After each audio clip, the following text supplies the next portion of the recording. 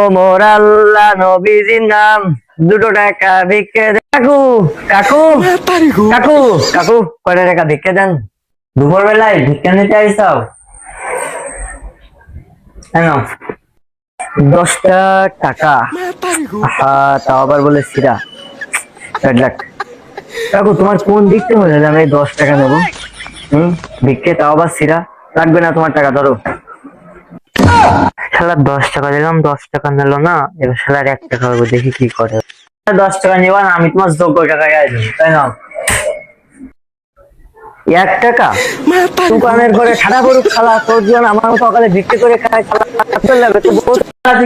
বেরো বেরো।